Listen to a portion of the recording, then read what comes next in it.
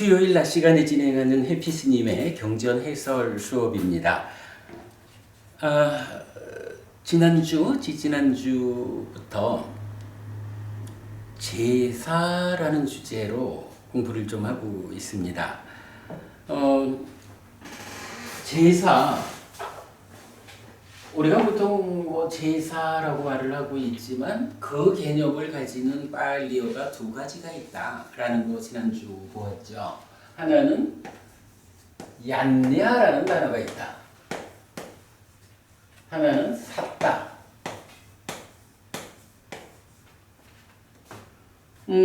얀냐라는 이 말을 제사 이렇게 번역을 하고 있지만 사실은 우리 국어 선생님께서 연구를 좀 하셔가지고 적당한 단어를 좀 찾아보자 이렇게 말하고 있는데, 한국적으로 제사라는 말은 일반적으로 한국에서 쓰는 제사라는 말은 어떻게 되나요? 할머니 제사 지내고 돌아가신 아버지 제사 지내고 보통 그게 제사죠. 아니면 요새 국가적으로 어떤 커다란 국가적 재난이 있었다거나 그러면 또 그런 사건에 의해서 돌아가신 분들을 위해서 제사를 지내는 이렇게 보통 제사라는 말을 쓰죠. 그런데 경에서 말하는 제사라는 말은 어떻게 되나요? 얀냐, 이 말은 이게 지금 살아있는 나에 대한 이야기를 하죠. 지금 살아있는 나. 그래서 뭐라고 말하냐 하면 나에게 오랫동안 이익과 행복이 되기를,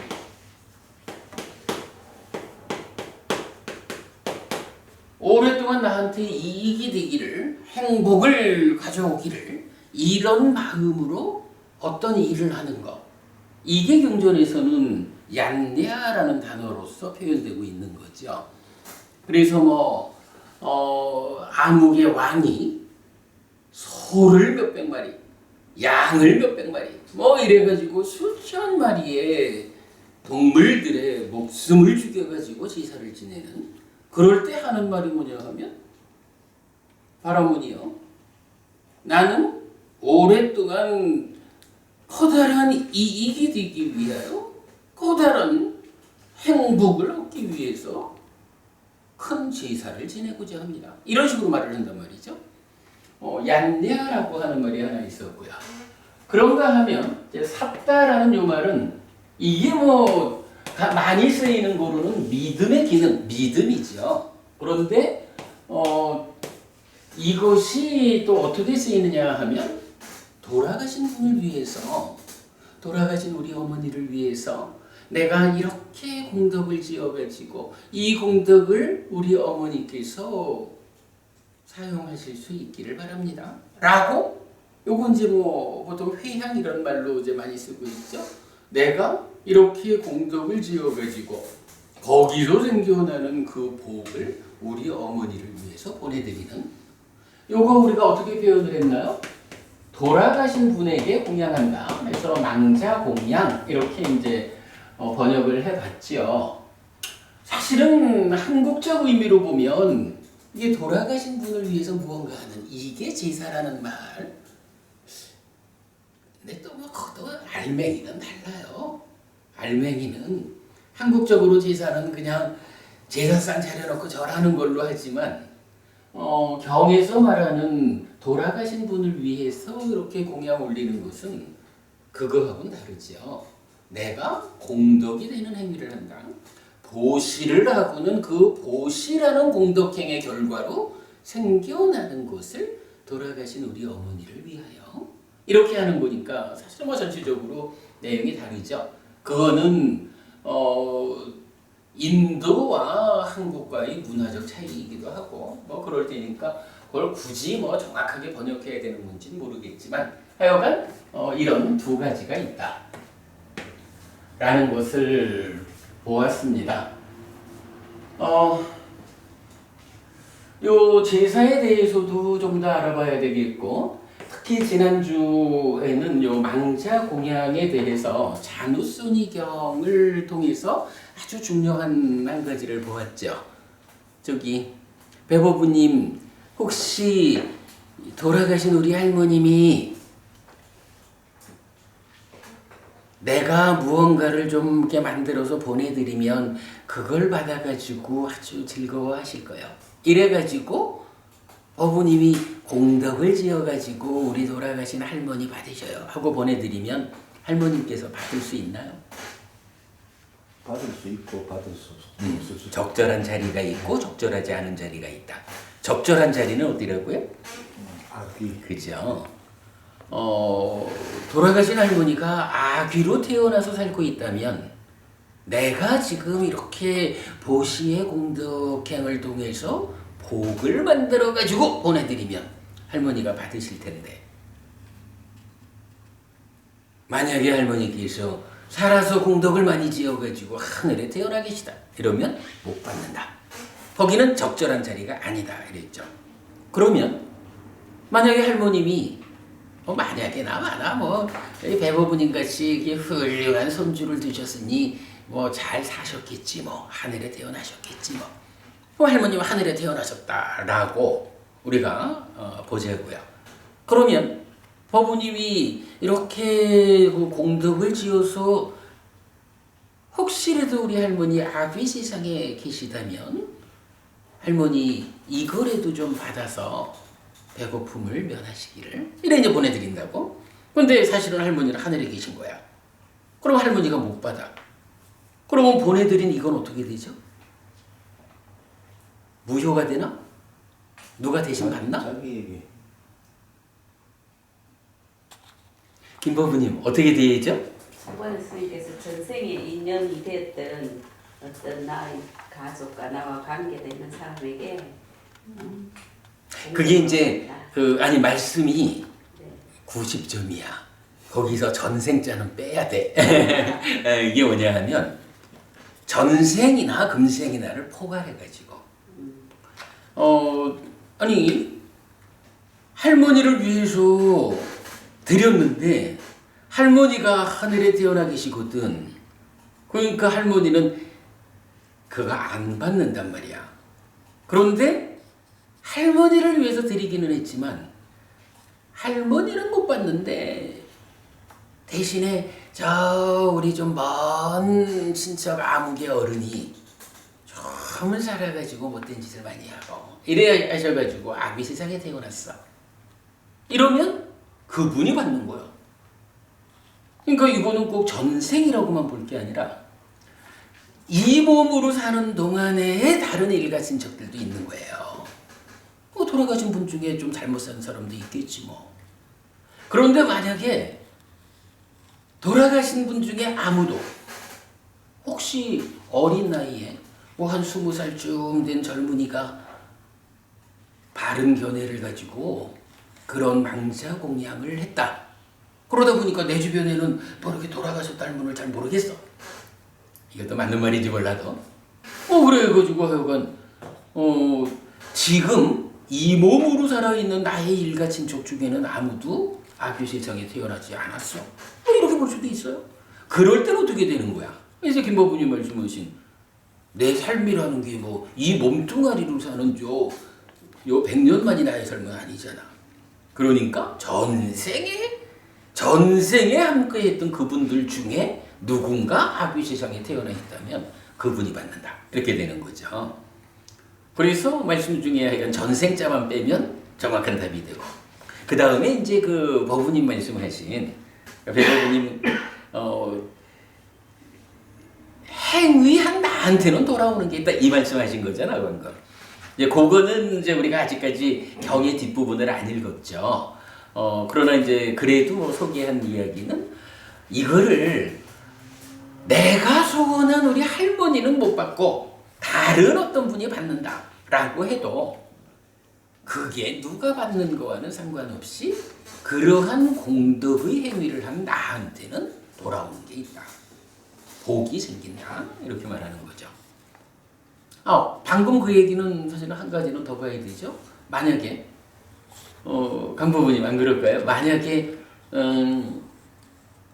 전생의 일가 친척이었던 분들까지를 다 찾아봐도 아귀 세상에 아무도 태어난 사람이 없어. 그러면 어떻게 돼?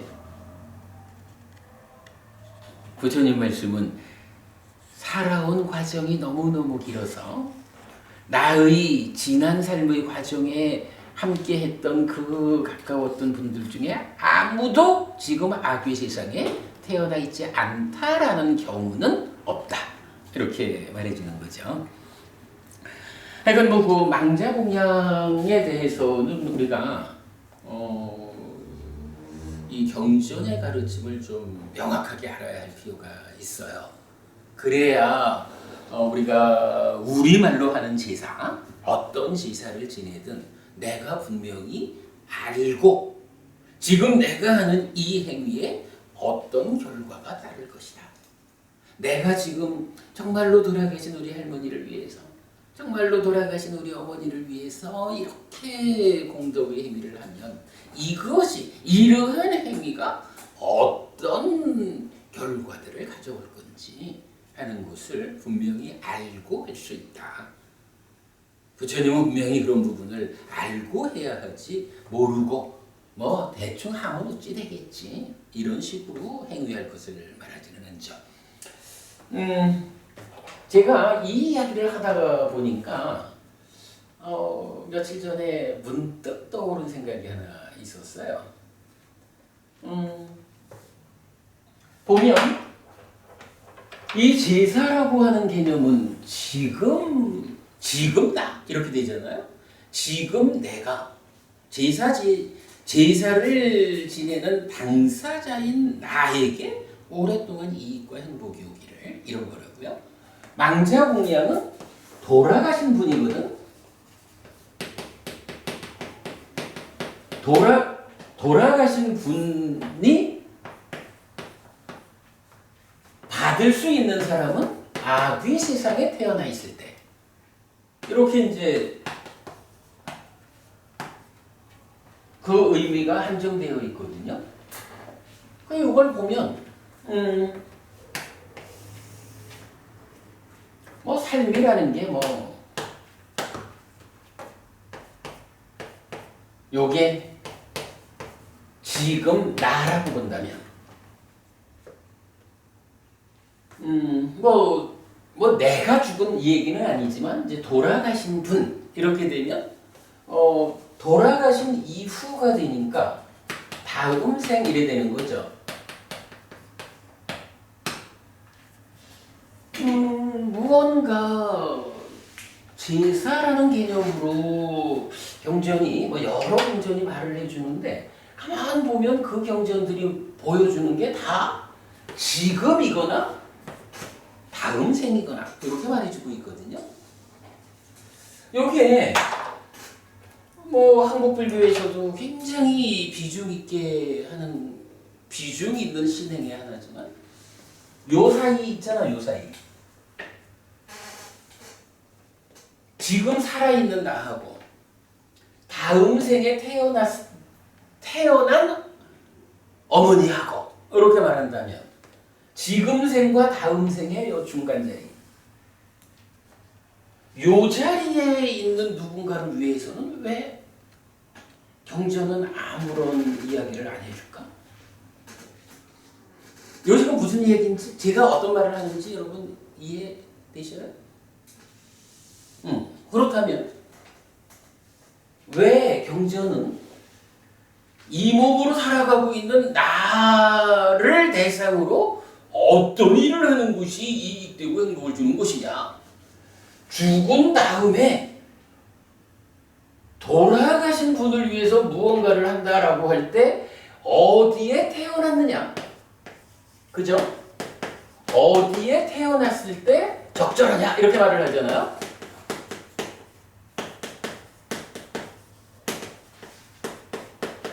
이렇게 말을 하니까 살아있는 나하고 다음 세상에 태어난 누군가하고 요렇게를 대상으로 제사라는 말이 지금 의미를 갖고 있다고요. 그런데 한국에서 보면 굉장히 많은 경우는 어디에 누구를 대상으로 제사를 지내주나요? 죽어가지고 다음 생에 태어나지 않은 요 중간 과정, 그죠? 요 중간의 과정을 대상으로 제사를 지내고 있잖아. 그 제사를 뭐라고 불러요? 그래. 뭐 대표적으로 그냥 49제 이렇게 말하는 거죠. 여기는 제가 아니고 제자를 쓰죠. 그리고 뭐 유사하게 천도제라고 하는 것도 뭐 보면은 많은 경우가 그렇게 말하죠. 죽어서 다음 몸을 받지 못하고 뭐 구천을 헤매고 있는 영가들을 위해서 천도제를 이런 얘기도 많이 하잖아요. 이런 경우는 어떻게 되는 걸까 그러면? 이 중간 과정 49제나 천도제나 왜 경전은 살아있는 지금하고 죽어서 어디에 태어났는가 라고 말하는 다음 생하고 이 두 가지 시점에 대해서는 나를 위해서 어떤 일을 하느냐? 다음 생에 태어나 있는 그분들을 위해서 어떤 일을 하느냐?는 말하는데 그 중간의 과정에 대해서는 경전이 아무 말도 안 할까? 김보부님 왜 아무 말도 안 하죠? 식의 흐름을 멈추지 않는다. 아, 지금 그게 무슨 말씀이냐 하면 그래, 그게 이제 확신경에서 하는 말이죠. 지금의 나라고 하는 것은 식과 명색이죠. 지금 내 마음인 식하고 뭐 몸과 삶의 과정하는 명색이잖아요. 그런데 여기서 이제 죽으면 어떻게 돼요? 명색은 이건 이제 버려지는 거지. 그러고 식이 다음 생으로 넘어가서 이 식하고 다음 생에 새로이 만나지는 얻어지는 명색하고가 합해서 다음 생을 사는 거죠. 그런데 김보부님 그거 아주 정확한 표현입니다. 이 식이 이 몸과 함께하는 이 식하고 다음 몸과 함께하는 이 식 사이에 이 식의 흐름에는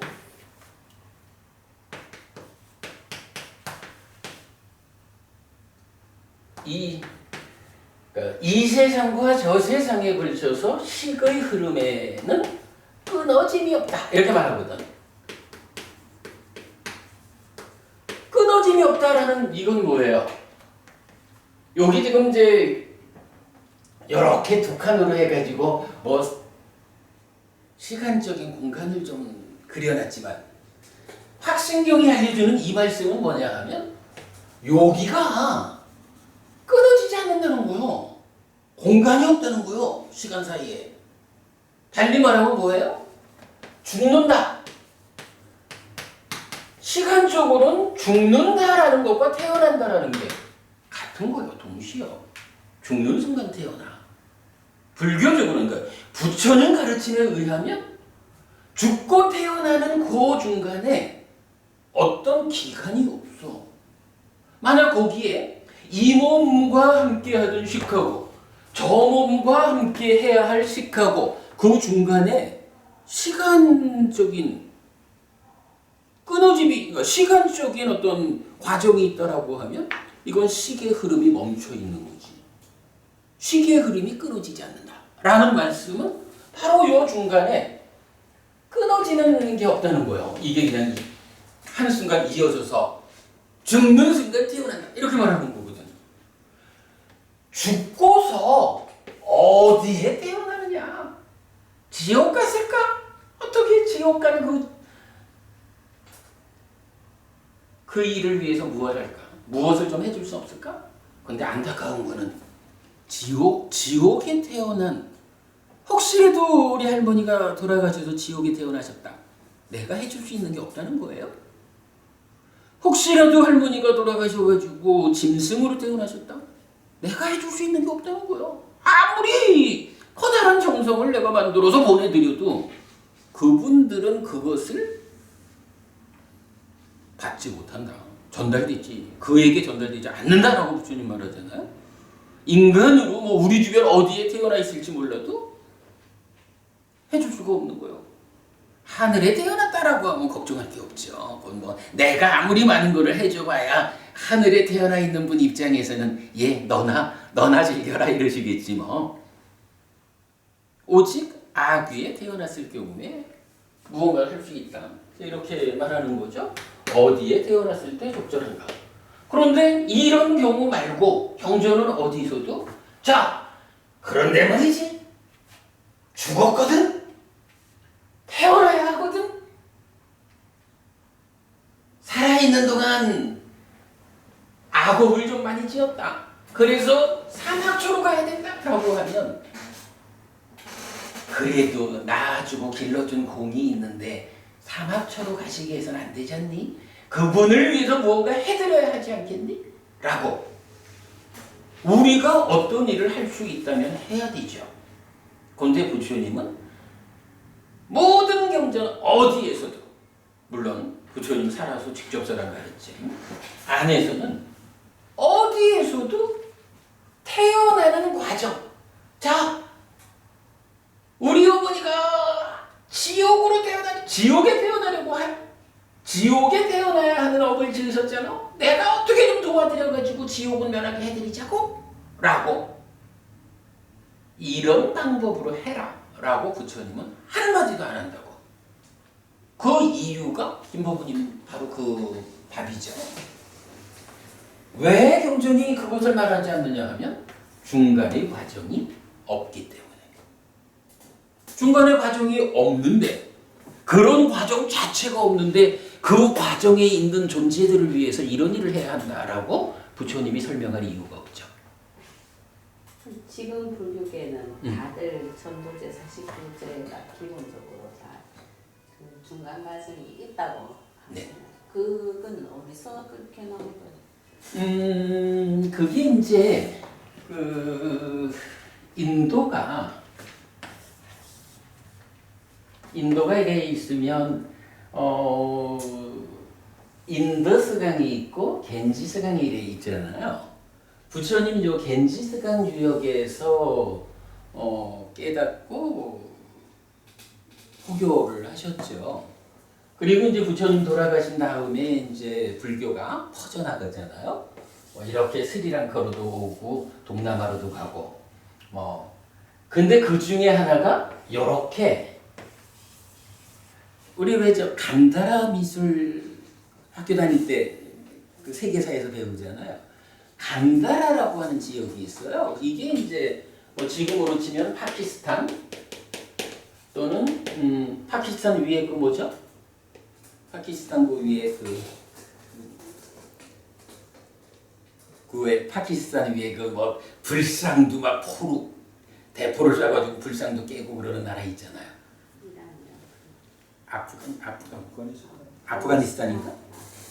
뭐 있죠. 뭐 하여간 그쪽이 요 인더스강 건너서 있는 요 간다라 지역이고 여기가 이제 중국에서 유럽으로 연결되는 비단길이라고.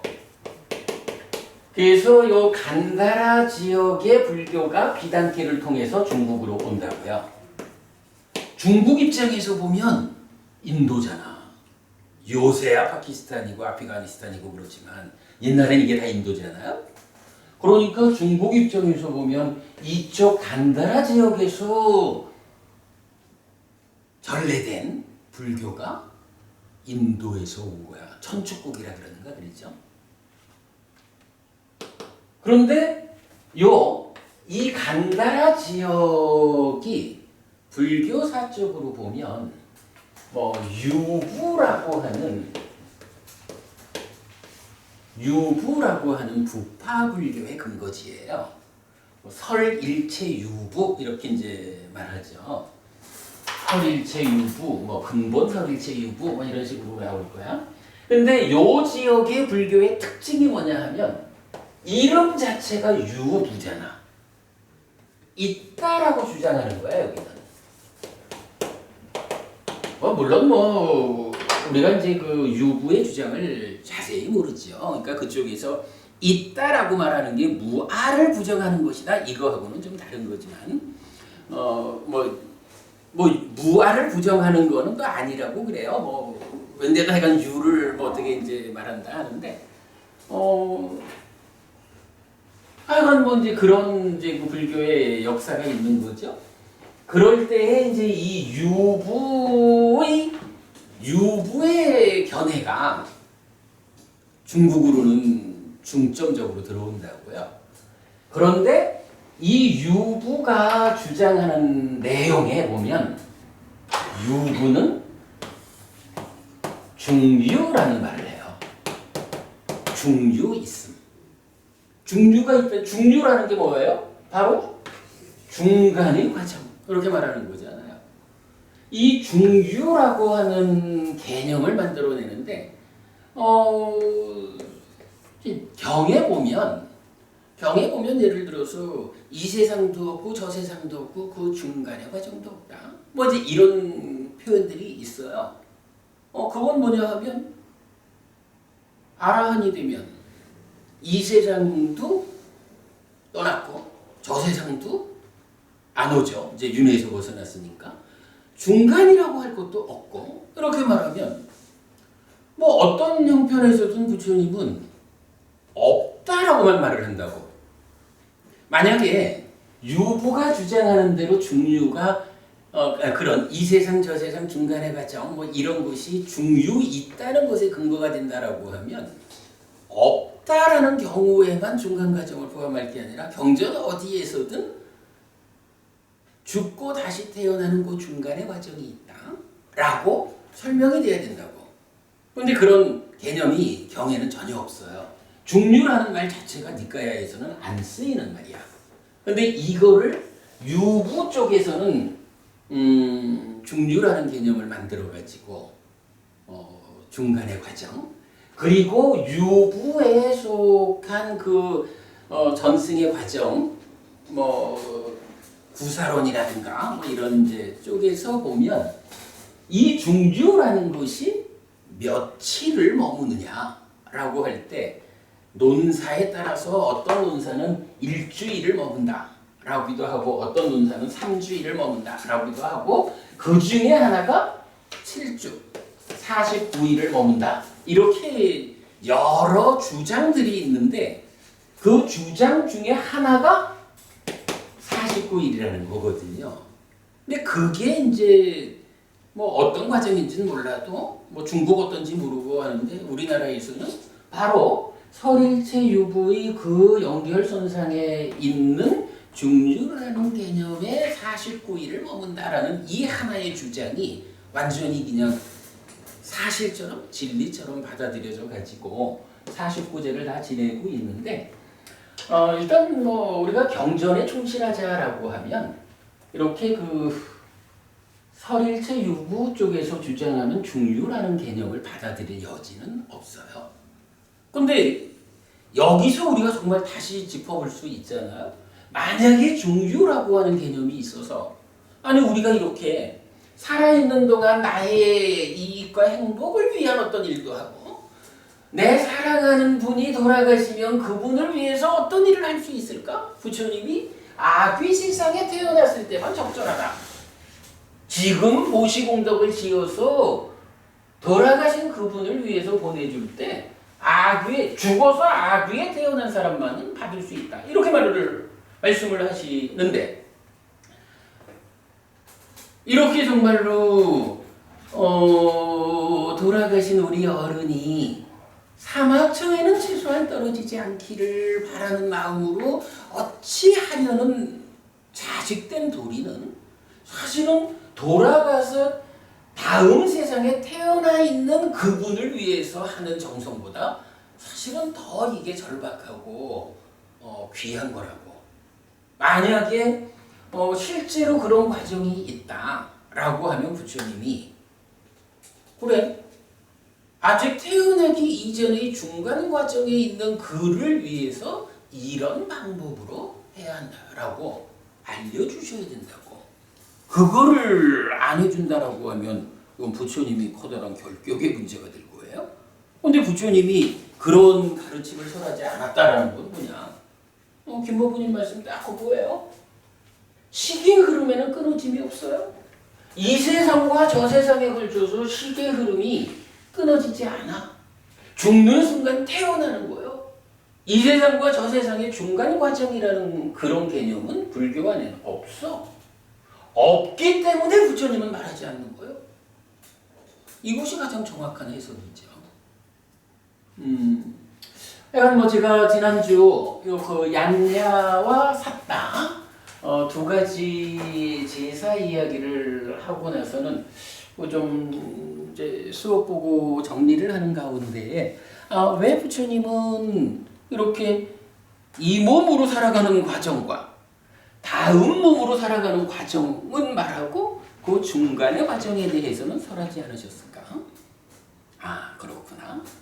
중간의 과정이 없기 때문에 설하지 않으셨구나. 그 부분을 좀 소개해 드려야겠다 라고 제가 생각을 했죠.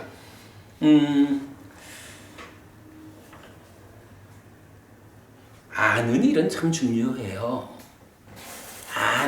아는 일은 내가 어떻게 살아야 할 것인가를 결정하는 데 가장 큰 힘이 됩니다. 여러분 우리 그거는 좀 명심하기로 하겠습니다. 자, 그 다음에 저기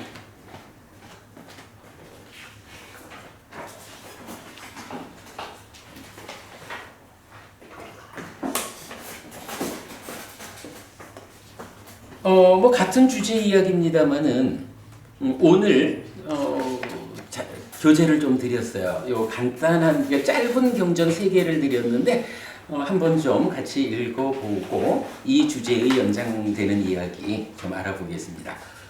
자, 첫 번째는 상류다니까야 3번 상류다의 9번째입니다. 제사경. 경 제목이 얀야숙단 이래 돼 있죠. 요 얀야숙단이에요. 제사경이에요. 사와티에서 설해짐. 그때 파세나디 꼬살라 왕은 큰 제사를 목전에 두고 있었다. 500마리의 황소와 500마리의 큰 송아지와 500마리의 큰 암송아지와 500마리의 염소와 500마리의 순양이 제사를 위해 제사 기둥으로 끌려왔다.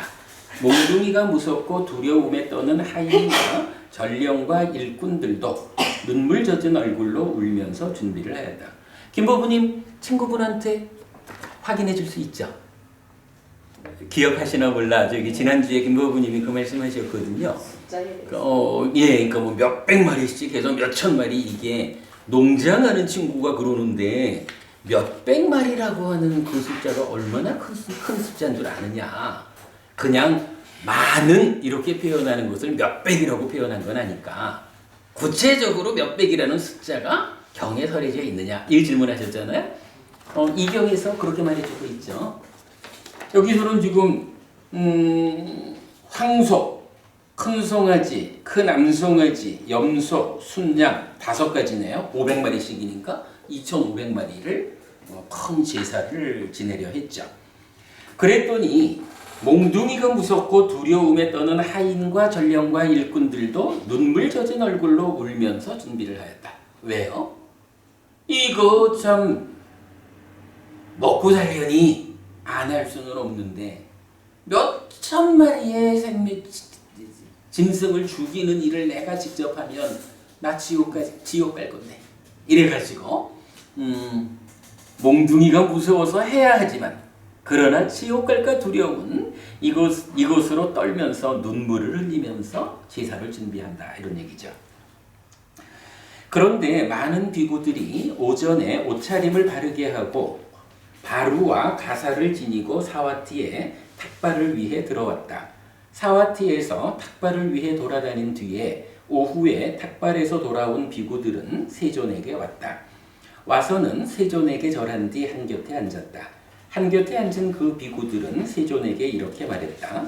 여기 대덕이시여, 파세나디 꼬살라 왕은 큰 제사를 목전에 두고 있습니다. 500마리의 황소와 500마리의 큰 송아지와 500마리의 큰 암송아지와 500마리의 염소와 500마리의 순양이 제사를 위해 제사 기둥으로 끌려왔습니다. 몽둥이가 무섭고 두려움에 무서운 하인과 전령과 일꾼들도 눈물 젖은 얼굴로 울면서 준비를 하고 있습니다. 이제 비구들이 시내에 탁발댐에 들어갔다가 그 모습을 본 거죠. 그리고는 부처님한테 부처님 지금 이런 일이 있습니다 라고 보고를 했죠. 그러자 세존은 그 일을 알고서 그때 이 개성들을 말했다.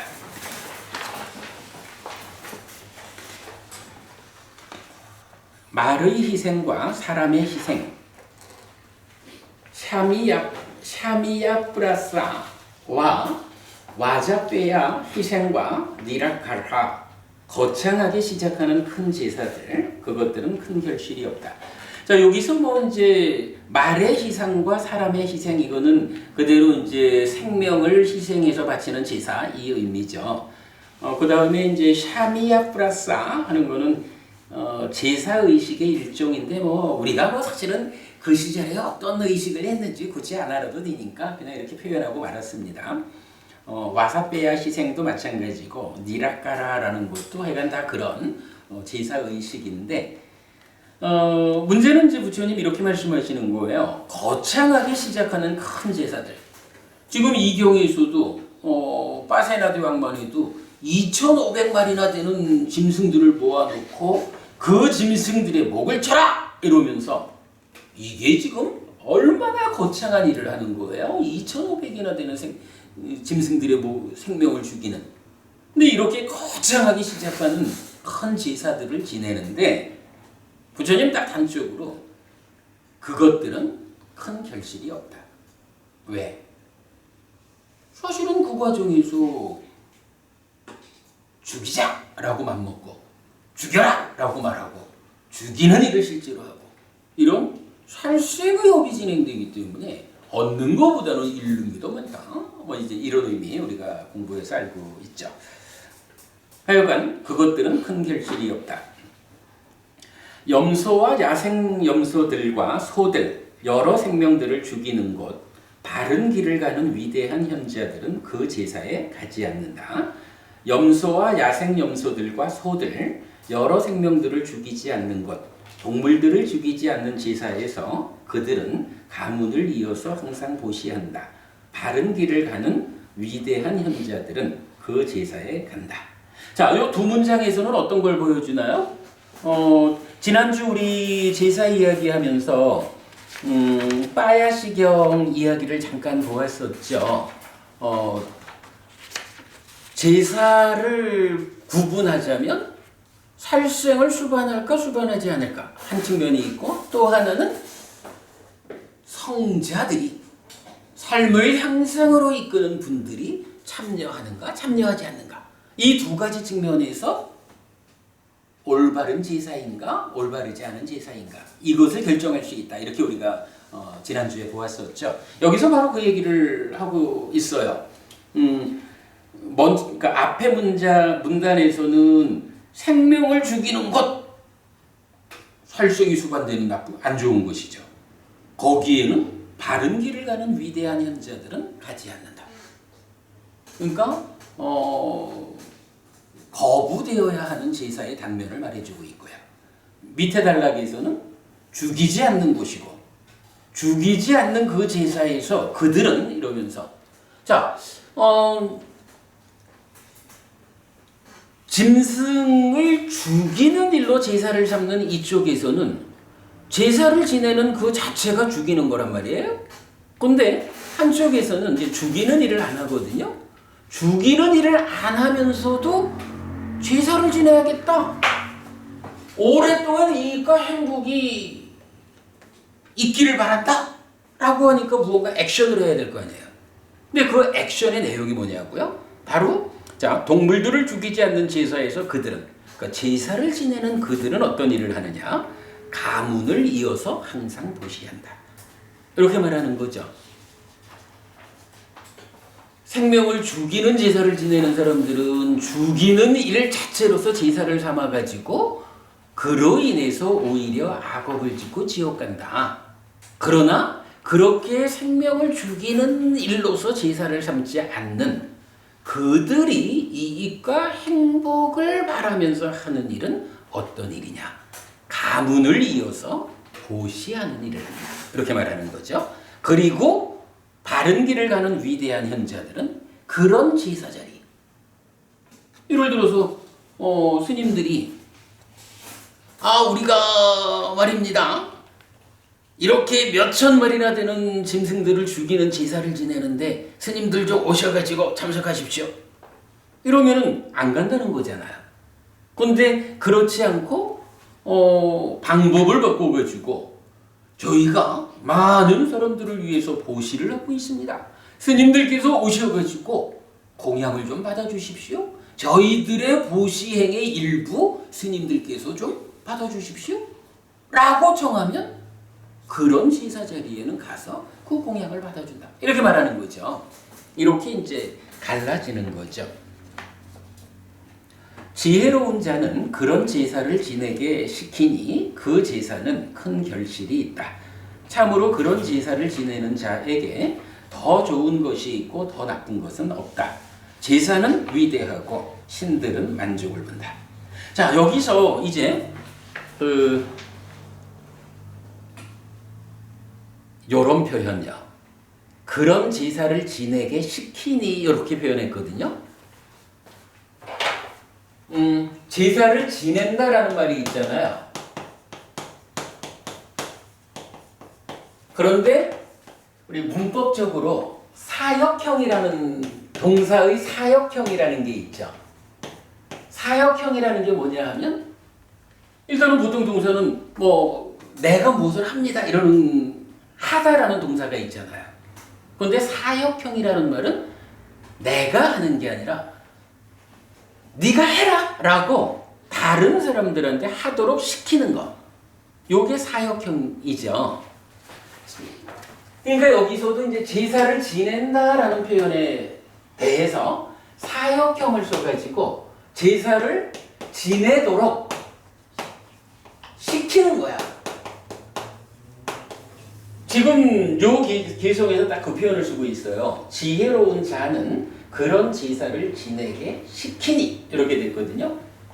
그게 이제 그 윗줄에 보면 애땅 자예타라고 해서 그 빨리어에서는 이가 중간에 들어가면 이게 사역형이야. 시키는 일이야. 그래서 요거 제사를 지낸다라는 말 대신에 제사를 지내도록 시키는 거야. 그런데 누가 제사를 지내게 시키느냐라고 하니 사실은 제사가 두 가지라고 하면요. 시키는 사람도 두 가지 사람이 있겠죠. 우리가 요즘도 보면 49제를 지내라고 이거 뭐 내가 49제를 지내야지 해서 지내는 사람도 있겠지만 사실은 그거는 그게 문화가 형성되어 있는데 보통은 왜 49제를 지내나요? 49제를 지내가지고 당신 어머니 청도 시켜줘야 돼 라고 옆에도 누가 시킨다고. 누가 시키죠? 사실은 금생과 다음 생에 시계의 흐름에 끊어짐이 없다라는 부처님 가르침을 모르는 사람들이 요 중간의 과정을 설정해가지고 그 중간 과정에 중요라고 하는 존재 상태가 있는데 요때 49제를 지내줘야 지옥 안 가고 하늘나라로 가는 거요? 라고 부추긴다고. 요게 좀 경전적 표현으로 보자면 그런 제사를 지내게 시키는 거라고. 근데 지금 이 경에서는 뭐라고 하냐 하면 지혜로운 자는 그런 제사를 지내게 시킨다 이랬어요. 여기서 말하는 그런 제사는 어떤 거예요? 앞에서 생명을 죽이는, 그래서 현명한 자들이 가지 않는 그런 제사를 지내도록 시키는 거 아니죠. 그 바로 아래에 있는 생명을 죽이지 않는, 그리고 가문을 이어서 항상 보시하는 제사이기 때문에 현자들이 참여하는 그런 제사를 지내도록 시킨다는 거죠. 그걸 누가 시키느냐? 지혜로운 자가 시킨다고. 요 제가 뭐 이 굳이 뭐 사역형 이런 얘기까지 뭐 필요 없을지 몰라도 이 이야기를 말하는 이유는요. 우리가 분명히 알아야 되는 거예요. 제사를 지내게 시키는데 이게 그냥 내가 알아서 지내는 제사가 아니고 누군가가 제사를 지내도록 시킨다고, 가르친다고, 이끌어준다고. 그런데 경이 말하는 바에 의하면 지혜로운 자는 어떤 제사를 지내라고 시키느냐? 살생을 수반하지 않는 제사. 그래서 살생 대신에 가문을 이어서 보시하는 제사.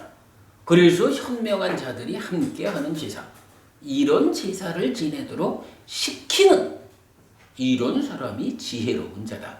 가르침을 올바르게 공부한 사람이다. 이렇게 말하는 거죠. 우리가 이거 잘 알아야 됩니다.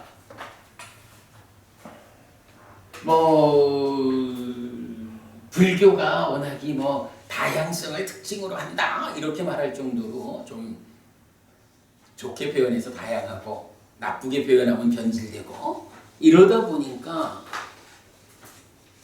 시키기는 시키는데 가르침에 부합하는 방법으로 제사를 지내라고 시키지를 않죠. 그래서 우리가 배워야 한다. 올바르게 배워서 나한테 부처님 가르침에 부합하지 않는 방법으로 제사를 지내라고 누가 가르치면, 누가 시키면 그거 곤란합니다. 네, 스님 좋아합니다마는 그렇다고 스님이 부처님 가르침에 어긋나는 방법으로 나를 이끌어 주시면, 나를 가르치면 제가 따르지 못하는 거 아닙니까? 라고 나를 드러낼 수 있는 거죠. 어쨌든 여기서는 이렇게 그런 제사를 지내게 시킨다라고 하는 요 표현에서 출가자가 제가자의 올바른 신행을 어떻게 이끌어야 할까? 어떤 방법으로 제사를 지내야 한다고 이끌어주는가? 시키는가? 요 측면에서 출가자인 저도 잘 명심을 해야 되는 거지만 제가자인 법부님들께서도 사실은 그런 겁니다. 이런 이야기를 명확하게 기준을 삼아가지고 누군가가 어떤 스님이 나를 이끌어준다라고 하면서 지혜롭지 못한 방법으로 나를 이끈다면 나는 거부할 수 있어야 된다. 라는 부분 우리가 좀 명확히 봐야겠죠. 자, 어쨌든 이렇게 지혜로운 자는 그런 제사를 지내게 시키니 그 제사는 큰 결실이 있다. 큰 결실이 없는 제사는 뭐였죠? 바로 앞에서 거창하게 시작하는 큰 제사들. 이런 거는 겉으로 보기에는 우와 대단해 이럴 줄 몰라도 결실이 없죠.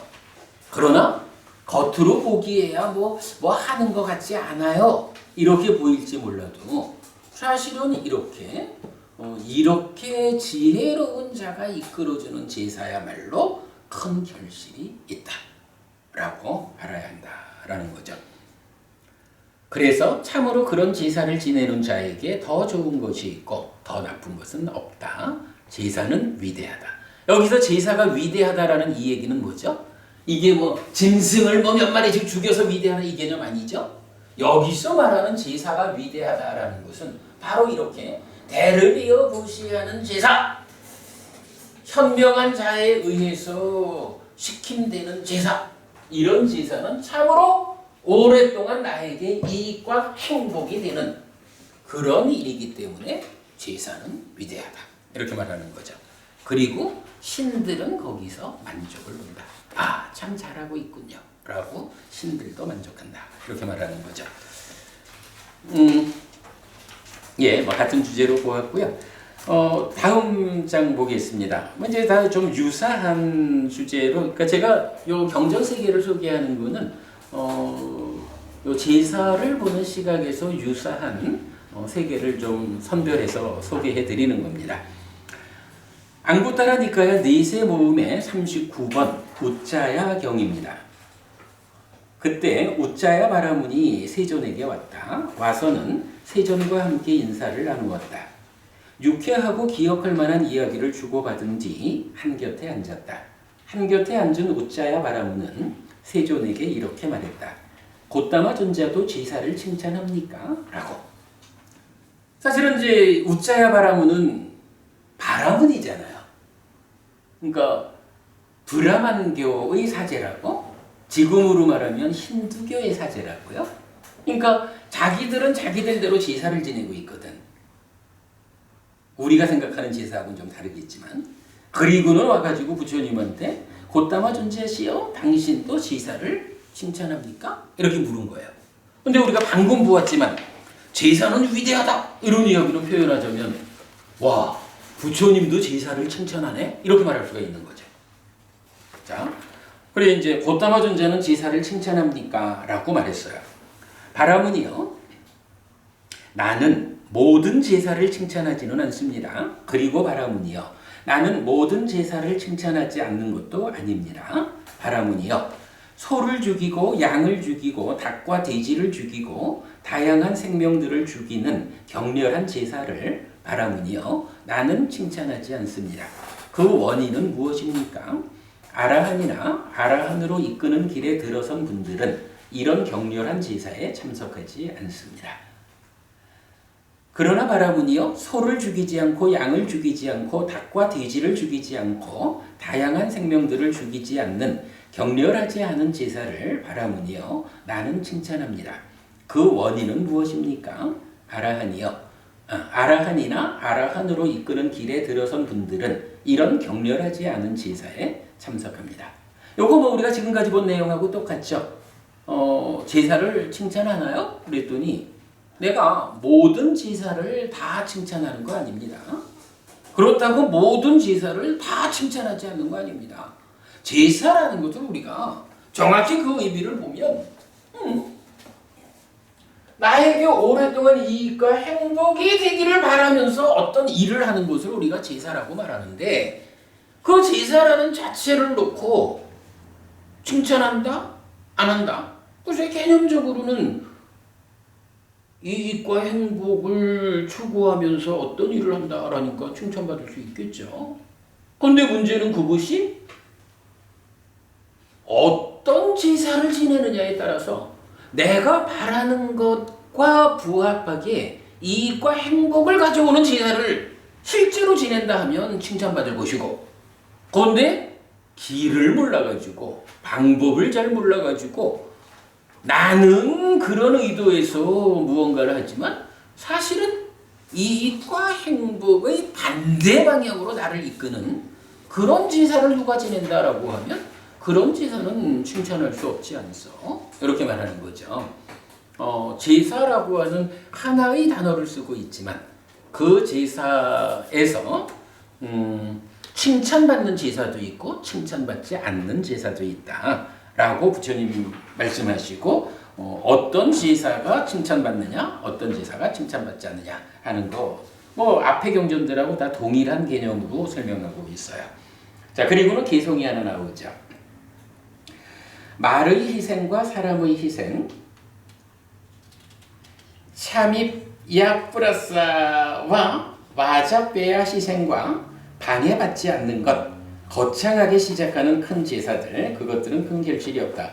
요거 사실은 앞의 경에서 나온 개송하고 같은 건데, 여기 뭐 알파벳에 조금 차이가 있고 해서 제가 좀 수정을 했는데, 앞의 경에서는 첫 번째 구문이 말의 희생과 사람의 희생, 사미야 프라사와 와자페야 희생과 나라카라 이랬거든요. 니라카라. 근데 그 니라카라라는 거를 이경에서는 방해받지 않는 것이라고 해석을 해놓은 거고요. 뭐 거창하게 시작하는 큰 제사들, 그것들은 큰 결실이 없다 해서 앞의 경우가 같고요. 염소와 야생 염소들과 소들, 여러 생명들을 죽이는 것, 바른 길을 가는 위대한 현자들은 그 제사에 가지 않는다. 염소와 야생 염소들과 소들, 여러 생명들을 죽이지 않는 것, 동물들을 죽이지 않는 제사에서 그들은 가문을 이어서 항상 보시한다. 바른 길을 가는 위대한 현자들은 그 제사에 간다. 지혜로운 자는 그런 제사를 지내게 시키니 그 제사는 큰 결실이 있다. 참으로 그런 제사를 지내는 자에게 더 좋은 것이 있고 더 나쁜 것은 없다. 제사는 위대하고 신들은 만족을 본다. 그러니까 경 두 개가 하나는 상류따 니까야에 있고 하나는 앙구따라 니까야에 있지만 중심되는 개성을 동일하게 설하고 있죠. 자, 그 다음에 넘어가서 경 하나를 더 보겠습니다. 이어지는 경입니다. 40번째 경인데 우다이 경이에요. 그때 우다이 바라문이 세존에게 왔다. 와서는 세존과 함께 인사를 나누었다. 유쾌하고 기억할 만한 이야기를 주고받은 뒤 한곁에 앉았다. 한곁에 앉은 우다이 바라문은 세존에게 이렇게 말했다. 곧다마 존자도 제사를 칭찬합니까? 라고. 바라문이여, 나는 모든 제사를 칭찬하지는 않습니다. 그리고 바라문이여, 나는 모든 제사를 칭찬하지 않는 것도 아닙니다. 바라문이여, 소를 죽이고 양을 죽이고 닭과 돼지를 죽이고 다양한 생명들을 죽이는 격렬한 제사를 바라문이여, 나는 칭찬하지 않습니다. 그 원인은 무엇입니까? 아라한이나 아라한으로 이끄는 길에 들어선 분들은 이런 격렬한 제사에 참석하지 않습니다. 그러나 바라문이여, 소를 죽이지 않고 양을 죽이지 않고 닭과 돼지를 죽이지 않고 다양한 생명들을 죽이지 않는 격렬하지 않은 제사를 바라문이여, 나는 칭찬합니다. 그 원인은 무엇입니까? 아라한이나 아라한으로 이끄는 길에 들어선 분들은 이런 격렬하지 않은 제사에 참석합니다. 앞의 경하고 내용이 똑같죠? 만난 사람만 다르죠? 근데 이제 개성은 좀 다르게 나와요. 자, 개성 보면 적절한 때에 적절하게 지내는 격렬하지 않은 제사. 세상에서 윤회의 장막을 벗겼고 가문과 갈 곳을 넘어선 범행을 닦는 제어된 자는 그런 제사에 참석한다. 자, 그러면 여기서 적절한 때에 적절하게 지내는 격렬하지 않은 제사. 요거는 어떤 제사를 말하는 거겠어요? 생명을 죽이지 않는 보시를 통해서 제사를 지내는 이제 이러한 제사가 되고, 여기에는 우리 앞에서 좀 말하는 거지만 현명한 분들, 해탈된 삶의 영역으로 들어가신 그런 성자들이 참여한다 이렇게 나왔죠. 이때 여기서 성자들을 표현하기를 세상에서 윤회의 장막을 벗겼고, 요 윤회의 장막을 벗겼다라는 요 말 우리 얼마 전에 봤죠. 32상경에서 32상을 가진 사람이 태어나면 두 가지 길이 있다 그랬죠. 한 가지 길은 전륜성왕이 되는 거고, 한 가지 길은 출가해서 아라한 정등각이 되는데, 그 아라한 정등각을 수식하는 말이 뭐였어요? 윤회의 장막을 벗긴 요 얘기였죠. 지금 이 경에서도 세상에서 윤회의 장막을 벗겼고 이렇게 32상경에서는 딱 부처님 이렇게 말하는 거지만, 이제 이 경에서는 부처님뿐만 아니라 부처님 제자들 중에서도 아라한들은 다 윤회의 장막을 벗긴 분들이잖아요. 그러니까 성자들을 대상으로 요 표현을 쓰고 있는 거예요. 세상에서 윤회의 장막을 벗겼다. 가문과 갈 곳을 넘어섰다. 여기서 이제 갈 곳이라고 하는 것은, 김법훈이 우리 죽으면 가는 세상이 어디가 있죠? 죽으면 가는 세상이 지옥, 축생, 악귀, 인간, 천상 이렇게 다섯 세상이 있죠. 오도 윤회한다. 갈 곳이란 단어는 경에서 늘 갓디라는 단어를 써가지고 오도 윤회하는 5가지 갈 곳을 말하고요. 그리고 이제 가문을 넘어섰다라고 하는 건 어딘가 태어나면 그 가문이 있는 거죠. 태어난 자리에 그렇게 표현을 하고 있어요. 가문과 갈 곳을 넘어섰다. 그리고 범행을 닦는 제어된 자는 그런 제사에 참석한다. 그러니까 여기서 보면 결국 올바른 제사에 참석하는 성자들은 누구냐라고 표현할 때 윤회의 장막을 걷어낸 분이다, 세상에서. 그리고 가문과 갈 곳을 넘어선 분이고, 범행을 닦아서 잘 제거되신 분들이다. 이렇게 표현을 하고 있는 거죠. 만약 제사와 망자 공양에 적절한 공양물을 올린 뒤에 범행을 닦는 자, 좋은 복전에 분명한 마음을 가지고 보시한다면 제사에 능숙한 부처님들은 그런 제사를 칭찬한다. 이건 무슨 얘기인가요? 자, 제사와 망자 공양. 지금 살아있는 나에게 오랫동안 이익과 행복이 되기를 위해서 제사를 지낸다고요. 근데 여기서 이 제사 어떻게 지내는 제사죠? 동물들을 죽여가지고 지내는 제사 아니죠? 보시를 실천하는 일로서 나의 이익과 행복을 꾀하는 그런 제사를 지내는 거죠. 그런가 하면 망자 공양. 돌아가신 분을 위해서 어떤 보시행을 실천하고는 이 보시행의 결실을 돌아가신 우리 어머니에게 이렇게 이제 하는 망자 공양이죠. 이렇게 제사는 두 가지가 있는 거예요. 아까 오늘 제가 아주 강조드렸지만 부처님이 왜 이렇게 제사라는 개념에서 제사와 망자 공양이라는 두 가지만을 말할까? 그거 말고 중간 과정은 없기 때문이다. 요 얘기 제가 아주 분명히 설명드렸고요. 그래서 이렇게 제사와 망자 공양이라는 지금과 다음 생에 해당하는 이런 그 두 가지 제사 방법에 적절하게 공양물을 올리고 그리고 나서 범행을 닦는 자, 좋은 복전. 여기서 복전이란 말은 뭐예요? 우리 저기 사상팔배의 성자를 말할 때 세상의 복전이다 이렇게 표현을 쓰죠. 그리고 여러분 우리 절에 가면은 다 보시함에 뭐라고 써 있어요? 복전함이라고 써 있죠. 복의 밭이란 말이에요. 밭이라는 것은 씨앗을 뿌리면 거기서 씨앗이 싹을 틔워가지고 많은 열매를 맺는 곳이잖아요. 복전. 뿐야쾌탕이라고 이제 원어가 나오는데, 그러니까 내가 이런 보시행을 실천하는 것은 복을 만드는, 복의 나무에 씨앗을 뿌리는 거야. 어디다가? 복의 밭에다가. 그러면 거기서 뭐가 생긴다고? 복이라고 하는 과일이 주렁주렁 달린다. 이런 개념이에요. 복전. 근데 그 복전이 어디냐라고 하니 사상팔배의 성자다. 그렇게 적어야 되는 거고 뭐 조금 우리가 양보해서 확장하자면 아직까지 공부가 부족해서 그런 그 해탈된 삶의 영역에 들어가지는 못했다 해도 거기 가는 길을 올바르게 배워서 실천하는 출가자들이 그 복전의 아류다. 이렇게 말을 하면 되겠죠.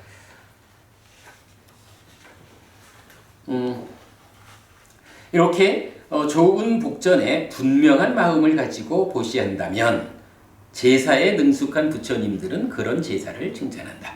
여기서 제사에 능숙하다. 부처님을 제사에 능숙하다 그랬거든요. 능숙하다라는 표현은 어떤 의미인가? 제사 잘 지내는 사람이라는 얘기인가요? 여기에 이제 우리가 옛날 그 선상유따 한번 봤지만 삼매에 능숙하다 이런 표현이 나오거든요. 삼매에 능숙하다라고 말할 때 삼매를 잘 성취하는 요 개념이 아니고 삼매에 대해서 잘 아는 이런 의미로 그때도 우리가 해석을 했었죠. 그러니까 여기서 제사에 능숙한 부처님들은 이랬는데 제사를 잘 지내는 부처님 요 얘기가 아니고 어떤 제사가 커다란 결실을 만드는가. 어떤 제사는 시작은 거창하지만 결실이 없어. 뭐 이렇게 잘 아는 분으로의 부처님 이렇게 말하는 거죠. 그러면 제사에 능숙한 부처님들은 바로 그런 제사를 칭찬한다. 보시 받을 만한 자들에 대해 행해진 잘 공양되고 잘 바쳐지고 잘 성취된 제사는 풍요롭고 신들도 기뻐한다. 믿음이 있고 지혜로운 현자는 자유로운 심으로 이렇게 베푼 뒤에 거슬림 없는 행복한 세상에 태어난다. 이렇게 말씀하셔요. 오늘은 제가 원래는 이제 지난주에 우리가 그 경전 몇 개를 이렇게 제사의 두 측면에서 드리면서 사실은 불경 2번이라는 경하고 또 자누소니 경의 후반부에서 다시 한번 보자 이렇게 말씀드렸거든요. 근데 제가 이제 지난주 수업하고 정리를 하는 가운데 조금 좀 보충해드리면 좋겠다 싶어서 이 경전 세 개를 좀 보충력으로 나눠드렸고 그 가운데에서 저는 정말 여러분 우리가 불교 신자들이 잘 공부한다면 똑똑하다면 현명하다면 바로 이 부분 이 제사와 관련해서는 분명히 부처님은 지금 나의 입장에서 지내는 얀냐라는 제사하고 죽어서 다음 세상에 태어난 그들을 위해서 지내는 삽다라는 망자공양하고 두 가지만을 말하고 지금 이 세 번째 경에서도 분명히 그렇게 나왔죠. 제사와 망자공양 두 가지. 그 중간 지점을 언급하는 어떤 개념을 부처님은 설명하지 않는다. 왜 부처님이 그것을 설명하지 않을까? 없기 때문에 그렇다. 부처님 가르침을 니카에 의해서 우리가 배운다면 분명히 중주라고 하는 존재 상태는 없다. 죽으면 죽는 그 순간. 김건부님 참 기억을 잘하셔요. 이것도 무조건 외운 건가? 이게 사실은요 확신경에서 알려주는 가르침이지만 정말 삶을 보는 데 아주 중요한 개념이거든요. 이 세상과 저 세상에 걸쳐 시계의 흐름에는 끊어짐이 없다. 죽는 순간 태어나는 것이다. 요거 하여간 놓치지 않아야 돼요. 요거 놓치면 존재하지 않는 어떤 상황을 가상적으로 만들어가지고 가상적인 어떤 존재의 상황, 달리 말하면 거짓이라는 거예요. 거짓된 상황에다가 내가 무언가 영향을 미치고 싶다라고 의미를 가지지 못하는 액션을 취하게 된다는 거예요. 그런데 지금 한국 불교에서는 불교 신자들의 신행에 너무 큰 비중을 거기에 두고 있다. 고쳐야 한다. 바꿔야 한다. 분명히 부처님은 그 중간의 과정은 설하지 않는다. 왜 설하지 않느냐? 없기 때문에 설하지 않았다. 이 부분 놓치지 않기로 하자고요. 자, 그래서 이건 그렇게 좀 보충을 위해서 짧은 경전 3개 설명해 드렸는데, 요 경전 3개가 설명하는 거 보면 우리가 지난주 이어서 계속 제사를 말하고 있는 중심 주제. 어떤 제사를 지내야 합니까? 어떤 제사가 실제적으로 나의 삶에 유익한 것입니까? 불교 신자라면 어떤 신행을 실천해야 합니까? 라는 부분에 대한 많은 해답을 주고 있다. 이렇게 볼 수 있겠습니다. 자, 오늘은 경전 3개 이렇게 소개해 드린 거로 마치고요. 이제 다음 주 수업에서 불경하고 자누소니경에 대한 좀 더 구체적인 이야기 하고 제가 이건 요 제사와 관련해서 다음 주 그 다음 주쯤에는 그 다음 주쯤에는 이 제사와 관련한 어떤 포괄적인 정리를 하나 좀 해드리도록 그래야겠습니다. 제가 이건 경전 연결되는 경전 여러 개를 이래 보면서 불교 신자들의 신행이 어떻게 진행돼야 하나? 사실은요 여기에서 우리가 봐야 되는 게 있죠. 지금 제사를 말하면서 보시에 대한 이야기를 주로 하잖아요. 그런데 제사에 대한 첫 번째 이야기 할 때 꾸타단타경이 말하는 불교적 제사 방법에 선은 어떻게 말해요? 보시보다 더 큰 결실을 가져오는 제사들이 있었죠. 삼보에 귀의한다든가 5계를 지킨다든가 가르침을 뒤따라 깨달음을 지향해 간다거나 달리 말하면 수행이죠. 요렇게 그 제사라고 하는 데서는 잘못된 제사가 하나 있고 보시라고 하는 제사가 하나 있고 그 다음에 제사보다 훨씬 더 커다란 결실을 가져오는 불교 신자들의 신행이라고 하는 제사가 있거든요. 요 세 가지를 다음 주 법회에서는 제가 좀 하나의 자료를 좀 정리해 가지고 소개해 드리도록 그래야겠습니다. 자, 오늘 수업 여기까지 하겠습니다. 수고하셨습니다.